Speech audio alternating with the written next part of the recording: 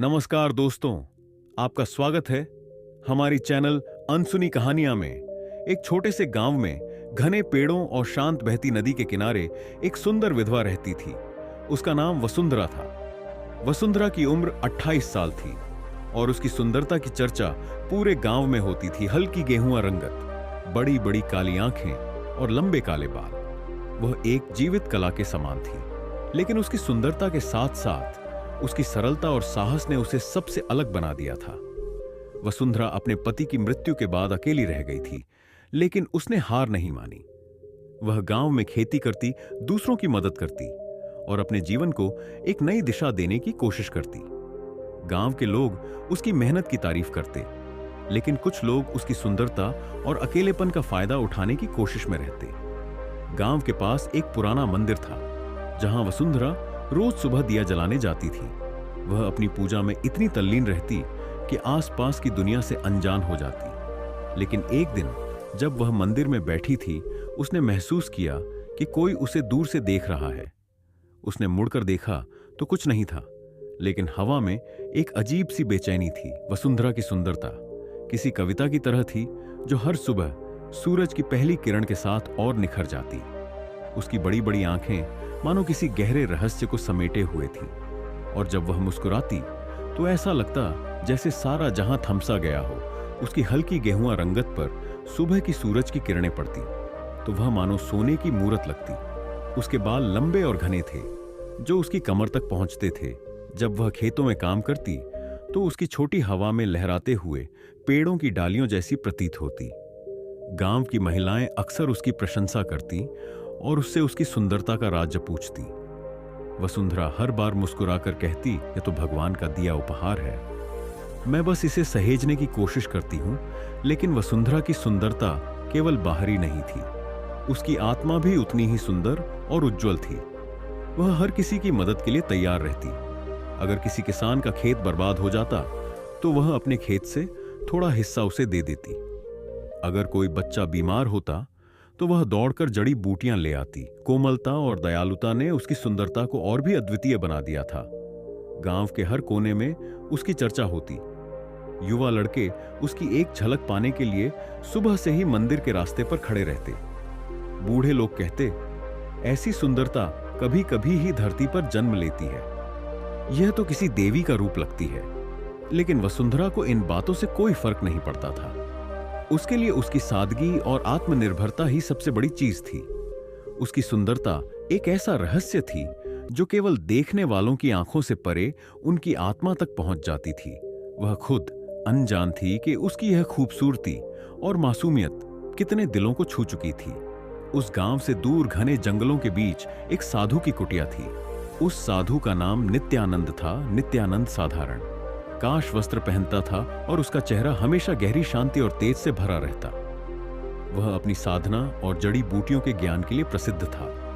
लोग कहते थे कि उसकी नजरें हर इंसान की आत्मा तक पहुंच सकती थीं। वसुंधरा के पति रघु कभी कभी जंगल में लकड़ियां काटने जाया करते थे। वसुंधरा भी उनके साथ जाती थी और वहीं उनकी मुलाकात नित्यानंद से हुई थी। जब नित्यानंद ने पहली बार वसुंधरा को देखा तो उसकी आंखें उस अद्भुत सौंदर्य पर ठहर गईं। लेकिन यह केवल बाहरी आकर्षण नहीं था। उसकी सादगी, मासूमियत और उसकी आंखों में बसे दया के भावों ने नित्यानंद के मन में एक गहरा प्रभाव छोड़ा। हर बार जब वसुंधरा और रघु जंगल में आते, नित्यानंद उनसे मिलते। वे रघु को एक शिष्य की तरह मानते थे। रघु भी उनकी बहुत इज्जत करता था और उनके ज्ञान से प्रेरित था।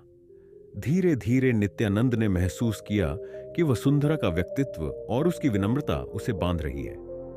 वह इसे अपने मन में एक परीक्षा मानते हुए शांत रहने का प्रयास करता। लेकिन एक दिन जब रघु जंगल में लकड़ियां काट रहा था तो उसे एक जहरीले सांप ने काट लिया। वसुंधरा ने अपनी पूरी कोशिश की, लेकिन रघु को बचाया नहीं जा सका। मितिन ने उसे बचाने के लिए हर उपाय किया, लेकिन नियति को कुछ और ही मंजूर था। उस दिन के बाद से वसुंधरा का जीवन बदल गया। गांव में अकेली रहकर उसने अपने लिए एक नया मार्ग खोजने की कोशिश की, लेकिन नित्यानंद का मन विचलित हो उठा। वह वर्षों से अपने वैराग्य में स्थिर थे, लेकिन वसुंधरा की मासूमियत और संघर्ष की कहानी उनके भीतर एक गहरी हलचल पैदा कर चुकी थी।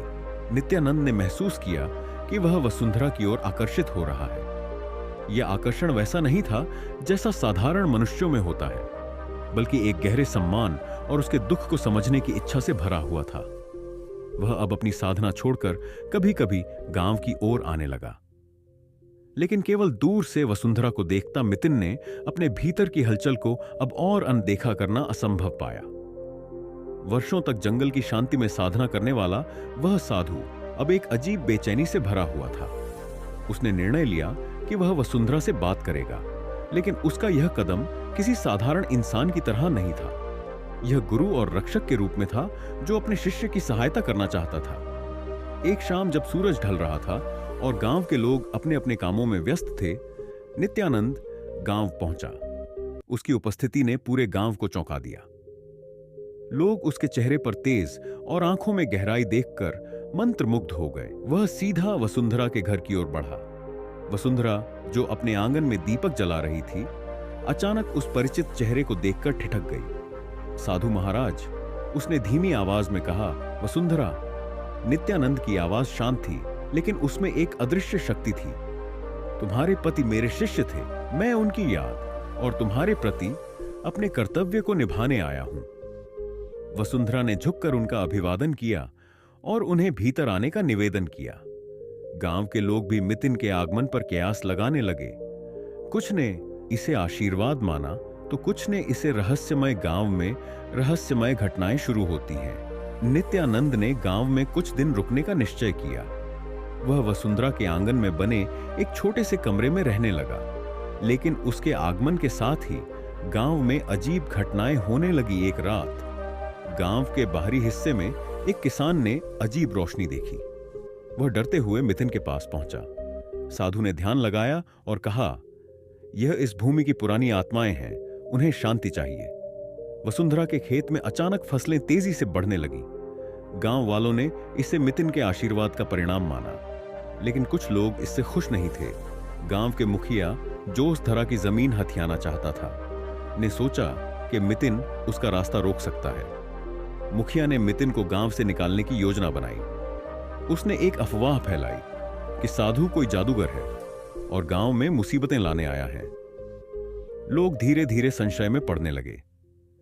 एक रात मुखिया ने कुछ लोगों को साधु की कुटिया के पास भेजा ताकि वे उसे डराकर भागने पर मजबूर कर सके, लेकिन मितिन ने उन्हें रोकते हुए कहा, अज्ञान के कारण तुम सत्य को नहीं देख पा रहे, लेकिन मैं यहां किसी से डरकर भागने नहीं आया। जो सत्य है वह स्वयं सामने आएगा। वसुंधरा और मितिन का संबंध गहराता है। इन सब के बीच वसुंधरा ने महसूस किया कि मितिन का आना केवल एक साधारण घटना नहीं है। उसकी बातों और उपस्थिति ने वसुंधरा के जीवन में एक नई रोशनी ला दी थी। वह उसे अपने दुखों और संघर्षों के बारे में खुलकर बताने लगी। नित्यानंद ने वसुंधरा को समझाया, तुम्हारा जीवन केवल दुखों से भरा नहीं है, यह तुम्हारे साहस और शक्ति का प्रतीक है। तुम्हें अपने भीतर छुपी देवी को पहचानना होगा। धीरे धीरे गांव में फैली अफवाहें शांत हो गई, मुखिया की साजिशें भी नाकाम हो गईं। लेकिन एक रात जब नित्यानंद ध्यान में लीन थे, उन्हें एहसास हुआ कि वसुंधरा की सुंदरता और शक्ति केवल साधारण नहीं है। उसके जन्म से जुड़े कुछ रहस्य थे जो अब सामने आने वाले थे। नित्यानंद गांव में रहकर वसुंधरा के जीवन के कठिन पहलुओं को समझने लगा था। उसने देखा कि वसुंधरा अपने पति के बाद से अकेलेपन के गहरे सागर में डूबी हुई थी। हालांकि वह बाहर से मजबूत और आत्मनिर्भर दिखती थी, लेकिन उसकी आंखों में एक अजीब खालीपन और अधूरी इच्छाओं का संकेत छिपा हुआ था। उक रात जब गांव में पूर्णिमा का छात चमक रहा था, वसुंधरा अपने आंगन में बैठी थी। वह चांद को देखती हुई अपने बीते दिनों को याद कर रही थी। अचानक मितिन ने उसे देखा। वह समझ गए कि वसुंधरा के मन में एक गहरा खालीपन है, जिसे शब्दों में कहना उसके लिए संभव नहीं था। नित्यानंद ने धीरे से वसुंधरा के पास जाकर कहा, वसुंधरा, मनुष्य का जीवन केवल त्याग और कर्तव्य का नाम नहीं है। तुम्हारे भीतर जो इच्छाएं हैं, वे भी जीवन का हिस्सा हैं। उन्हें अनदेखा करना तुम्हारी आत्मा को और अधिक कष्ट देगा। वसुंधरा ने उसे देखा। उसकी आंखों में आंसू थे। मैंने अपने पति को खो दिया। उनके साथ मेरी हर भावना, हर सुख जैसे दफन हो गया। लेकिन अब कभी कभी मुझे लगता है मैं सिर्फ अकेलेपन से नहीं बल्कि अपने भीतर की इच्छाओं से भी लड़ रही हूं। मितिन ने उसकी बातों को गहराई से सुना। वह समझ गए कि वसुंधरा केवल भावनात्मक सहारे की नहीं बल्कि एक साथी के स्पर्श और प्यार की भी इच्छुक है। उस रात नित्यानंद और वसुंधरा के बीच एक अद्भुत समझ और निकटता का जन्म हुआ। वसुंधरा ने पहली बार अपने मन की गहराइयों को किसी के सामने खोला था। मितिन ने उसकी बातों को न केवल सुना बल्कि महसूस भी कि धीरे धीरे उनके बीच की सीमाएं टूटने लगी। नित्यानंद ने महसूस किया कि वह अब केवल एक साधु नहीं रहा। वसुंधरा के प्रति उसका आकर्षण और उसका दर्द बांटने की इच्छा दोनों ही उसे एक सामान्य इंसान की तरह महसूस करा रहे थे। उस रात वसुंधरा और नित्यानंद ने एक दूसरे को वह सहारा दिया जिसकी उन्हें वर्षों से तलाश थी। वह क्षण केवल शारीरिक सुख का नहीं था बल्कि दो आत्माओं के बीच के लंबे समय से दबे प्रेम और तड़प का प्रकटीकरण था। उस रात के बाद नित्यानंद और वसुंधरा के जीवन में एक अजीब बदलाव आया। दोनों ने वह अनुभव साझा किया था जिसे शब्दों में बांधना मुश्किल था, लेकिन उनके भीतर यह एहसास भी था कि समाज और उनके स्वयं के आदर्श इस संबंध को स्वीकार नहीं करेंगे। नित्यानंद का वसुंधरा के घर में रहना धीरे धीरे गांव के लोगों की नजरों में खटक लगा। लोग फुसफुसाना लगे कि साधु और विधवा के बीच कुछ ऐसा है जो साधु के आदर्श और उसकी मर्यादा के विपरीत है। यह अफवाह मुखिया तक भी पहुंची, जिसने इसे अपने फायदे के लिए इस्तेमाल करने की योजना बनाई। एक दिन मुखिया ने गांव की पंचायत बुलाई और नित्यानंद पर सवाल खड़े किए। उसने कहा, एक साधु जो अपने धर्म और वैराग्य के लिए जाना जाता है, अगर एक विधवा के साथ रहता है तो यह गांव की परंपराओं और मर्यादाओं का अपमान है। नित्यानंद शांत खड़ा रहा। उसने कहा, सत्य को छिपाया नहीं जा सकता। मैं यहां वसुंधरा के दुख को समझने और उसे सहारा देने आया हूं। जो भी हुआ है वह केवल हमारी आत्माओं का मिलन है, ना कि किसी नियम का उल्लंघन। वसुंधरा ने पहली बार अपनी आवाज उठाई। उसने पंचायत के सामने खड़े होकर कहा, क्या एक स्त्री को अपने सुख की इच्छा रखने का अधिकार नहीं है? क्या मेरे पति की मृत्यु के बाद मुझे केवल अकेलेपन और पीड़ा में जीना चाहिए? नित्यानंद ने मुझे केवल सहारा दिया है। अगर यह पाप है तो मैं इसे स्वीकार करती हूं। उसकी बातों ने गांव के कई लोगों के दिलों को छू लिया, लेकिन मुखिया और कुछ अन्य लोगों ने इसे स्वीकार नहीं किया। नित्यानंद ने महसूस किया कि वसुंधरा को इस समाज के नियमों के कारण और अधिक पीड़ा नहीं सहनी चाहिए। उसने वसुंधरा से कहा, मुझे यहां से जाना होगा। यह समाज हमारे संबंध को नहीं समझेगा और तुम्हें इसके कारण कष्ट झेलना पड़ेगा। वसुंधरा की आंखों में आंसू थे। उसने कहा, आप मेरे जीवन में उस रोशनी की तरह आए हैं जिसने मेरे अंधकार को दूर किया। अगर आप चले गए तो मैं फिर से उस अंधकार में लौट जाऊंगी। नित्यानंद ने वसुंधरा के हाथों को थामकर कहा, तुम्हारे भीतर जो साहस और शक्ति है वही तुम्हारा सहारा बनेगा। मैं हमेशा तुम्हारे साथ रहूंगा। भले ही दूर से। नित्यानंद के गांव छोड़ने के बाद वसुंधरा का जीवन जैसे ठहर गया। उसने भले ही गांव में खुद को मजबूत और साहसी दिखाने की कोशिश की, लेकिन उसके भीतर एक गहरी खालीपन था। मितिन के साथ बिताए गए क्षण और उनका स्पर्श बार बार उसकी यादों में लौटता। वह चाहकर भी उन भावनाओं को दबा नहीं पाई। कुछ दिनों बाद वसुंधरा ने फैसला किया कि वह मितिन से फिर मिलेगी। वह जानती थी कि समाज उसे क्या कहेगा, लेकिन उसके मन की चाह और मितिन के प्रति उसके आकर्षण ने उसे अपनी परवाह छोड़ने पर मजबूर कर दिया। एक सुबह वसुंधरा ने लकड़ी काटने का बहाना बनाकर जंगल का रुख किया। यह वही जंगल था जहां उसका पति रघु लकड़ियां काटा करता था और जहां पहली बार उसने नित्यानंद को देखा था। जंगल की गहराइयों में चलते हुए वह उस जगह पहुंची जहां मितिन की कुटिया थी। मितिन, जो अपनी साधना में लीन था, अचानक वसुंधरा को अपनी कुटिया के पास देखकर चौंक गया। वसुंधरा, तुम यहां क्यों आई हो? उसने पूछा। वसुंधरा ने झुकी नजरों से कहा, महाराज, मैं लकड़ी काटने आई थी। जंगल के रास्ते में आपकी कुटिया दिखी तो सोचा आपसे मिल लूं। नित्यानंद समझ गए कि यह केवल एक बहाना है, लेकिन उन्होंने कुछ नहीं कहा और उसे भीतर बुला लिया। मिलने का बहाना और बढ़ती समीप का वसुंधरा अब नियमित रूप से जंगल में जाने लगी। हर बार वह मितिन के पास किसी न किसी बहाने से पहुंचती। कभी कहती, महाराज, गांव में कुछ जड़ी बूटियों की जरूरत है।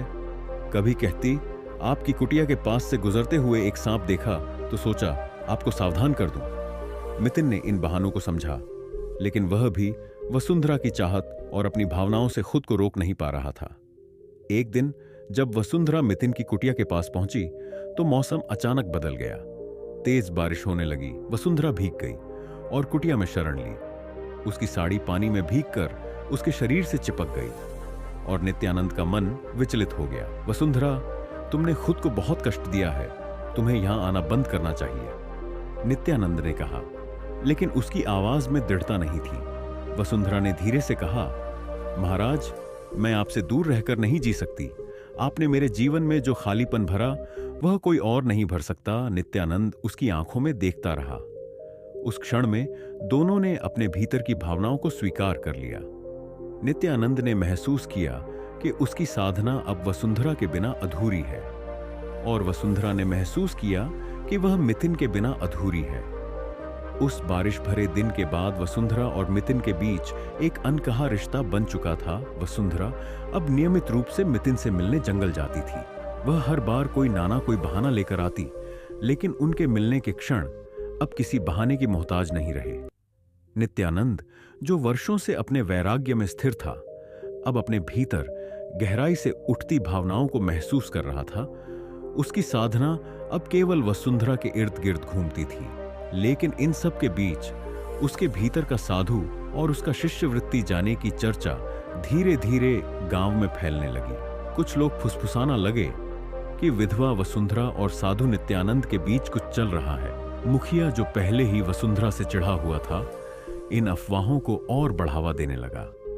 एक दिन मुखिया ने कुछ लोगों को जंगल भेजा ताकि वे वसुंधरा और नित्यानंद को रंगे हाथ पकड़ सके। वह चाहता था कि इस घटना को गांव में फैलाकर वसुंधरा को बदनाम कर सके और उसकी जमीन पर कब्जा कर सके। वसुंधरा उस दिन भी जंगल में मिनंद से मिलने गई थी। दोनों एक पेड़ के नीचे बैठे थे। जब मुखिया और उसके लोग वहां पहुंचे तो यही हो रहा है, मुखिया चिल्लाया। नित्यानंद ने शांत स्वर में कहा, जो तुम देख रहे हो वह केवल तुम्हारे मन का अंधकार है। यहां केवल दो आत्माएं हैं जो एक दूसरे को समझने और सहारा देने आई हैं। लेकिन मुखिया ने गांव में यह बात फैला दी कि साधु और विधवा का रिश्ता अपवित्र है। सामाजिक दबाव और नित्यानंद का निर्णय गांव की पंचायत बुवाई गई। लोगों ने मिंद पर सवाल उठाए और वसुंधरा को अपमानित करने की कोशिश की, लेकिन मिंद ने सबके सामने कहा, मैं स्वीकार करता हूं कि वसुंधरा और मेरे बीच एक गहरा संबंध है। यह संबंध पवित्र है, लेकिन अगर यह समाज इसे स्वीकार नहीं कर सकता तो मैं इसे प्रमाणित करने की आवश्यकता नहीं समझता। पंचायत के फैसले के बाद वसुंधरा और नित्यानंद ने गांव छोड़ने का फैसला किया। वे जंगल की गहराइयों में जाकर रहने लगे। गांव से बाहर जाने के बाद वसुंधरा और नित्यानंद ने जंगल के गहराई में एक नया जीवन शुरू किया। यह जंगल, जहां वसुंधरा पहले लकड़ियां काटने और अपने पति के साथ सुख दुख साझा करती थी, अब उसका और नित्यानंद का घर बन गया। मितिन ने अपने साधु जीवन की सादगी को बनाए रखते हुए वसुंधरा के लिए एक छोटी सी झोपड़ी बनाई। वह दिन रात उसे खुश रखने की कोशिश करता, जबकि वसुंधरा भी उसके लिए हर मुमकिन प्रयास करती। दोनों ने जंगल के शांति और प्राकृतिक सौंदर्य में अपना सुख ढूंढ लिया। वसुंधरा ने नित्यानंद के पास बैठकर कहा, महाराज, मैं अब जानती हूं कि जीवन केवल समाज के नियमों से नहीं चलता। हमारे बीच जो रिश्ता है वह आत्मा का रिश्ता है, इसे कोई छीन नहीं सकता। नित्यानंद ने गहरी नजरों से वसुंधरा को देखा। उसने पहली बार यह महसूस किया कि वसुंधरा का प्यार केवल शारीरिक सुख तक सीमित नहीं है, बल्कि यह उसकी आत्मा को भी छू चुका है। समाज की वापसी और उनका सामना। हालांकि उनका यह शांत जीवन अधिक समय तक नहीं चला। गांव के कुछ लोग जो मितिन और वसुंधरा के गायब होने से परेशान थे, जंगल में उनकी खोज करने लगे। वे यह जानने की कोशिश कर रहे थे कि क्या वे सच में समाज को छोड़कर एक साथ रह रहे हैं। एक दिन मुखिया और उसके कुछ लोग जंगल में पहुंचे और मितिन और वसुंधरा को साथ देखा तो यही है तुम्हारा नया जीवन समाज और धर्म के नियमों को तोड़कर यहां जंगल में रह रहे हो। मुखिया ने व्यंग्य करते हुए कहा। नित्यानंद ने शांत स्वर में कहा, हमने समाज को नहीं छोड़ा, बल्कि समाज ने हमें छोड़ा। लेकिन यह जंगल अब हमारा घर है और यहां हमें किसी के प्रमाण की आवश्यकता नहीं है। वसुंधरा ने भी आगे बढ़कर कहा, आप लोग हमारे जीवन पर अधिकार नहीं जता सकते। मैंने अपने पति को खोया, लेकिन अब मैंने जीवन का नया अर्थ पाया है। अगर यह पाप है तो मैं इसे स्वीकार करती हूं। मुखिया और उसके लोग वहां से चले गए, लेकिन यह स्पष्ट था कि वे आसासानी से हार मानने वाले नहीं थे। नित्यानंद और वसुंधरा ने यह महसूस किया कि उनका जीवन अब केवल जंगल की शांति तक सीमित नहीं रहेगा। उन्हें अपनी इच्छाओं, अपने प्रेम और अपने नए जीवन को सुरक्षित रखने के लिए संघर्ष करना होगा। वसुंधरा और नित्यानंद ने जंगल में ही अपना जीवन बिताने का फैसला किया, जहां उन्होंने समाज के बंधनों से मुक्त होकर एक दूसरे के साथ शांति और प्रेम पाया। समाज ने उन्हें भुला दिया, लेकिन उनकी आत्माओं का मिलन समय और सीमाओं से परे अमर हो गया। इस जंगल ने उनके प्रेम की कहानी को अपनी शांति और गहराई में हमेशा के लिए समेट लिया। दोस्तों, हमारी चैनल को सब्सक्राइब कर लेना।